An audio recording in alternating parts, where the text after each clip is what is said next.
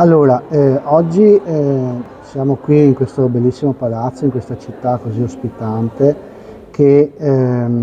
per fare una elaborazione, una riflessione, trarre delle conclusioni su un progetto che si chiama Change,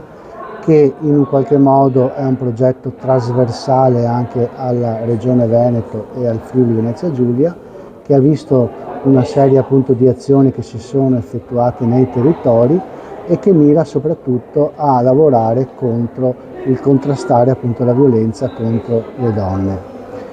Il tema appunto sono le azioni di natura diciamo circolare, che vanno dalla prevenzione fino proprio al trattamento degli uomini che agiscono violenza, ed è un progetto che termina a novembre, un progetto con finanziamento europeo sul quale appunto i partner di progetto hanno già fatto richiesta di rinnovo e che ci auguriamo tutti possa essere appunto,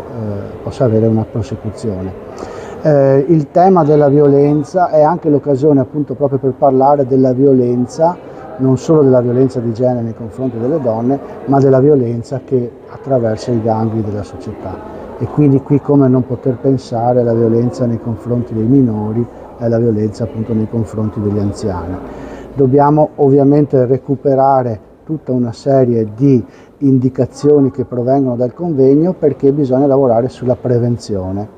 La prevenzione che si stratifica su 3 livelli fondamentalmente: educare all'affettività, educare alla sensibilità, educare all'empatia, cioè la capacità di mettersi nei panni degli altri nei momenti in cui agiamo, parliamo o facciamo delle cose all'interno di una relazione. Tutto questo può in un qualche modo produrre anche una serie di situazioni che poi portano anche ad avere atteggiamenti violenti e quindi anche in un qualche modo poi a produrre violenza nelle relazioni e nelle dinamiche.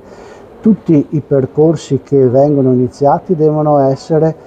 parallelamente in qualche modo condivisi tra bambini, in questo caso se facciamo prevenzione appunto primaria, bambini, ragazzi, preadolescenti e adolescenti, e i loro genitori, perché altrimenti gli interventi risultano estremamente ridotti da un punto di vista dell'efficacia. E a questo dobbiamo aggiungere tutta una serie, come dire, di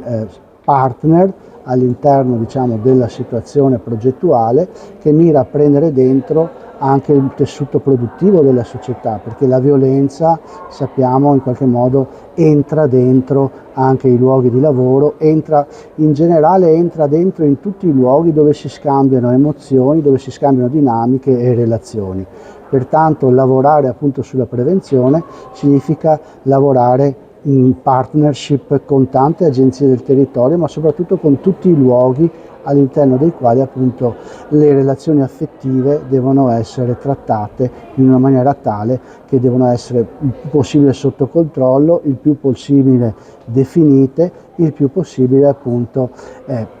capaci di poter tollerare le frustrazioni e, laddove pensiamo di subire delle ingiustizie, perseguire le modalità corrette, quindi civili, per poter anche avere e dare le nostre ragioni.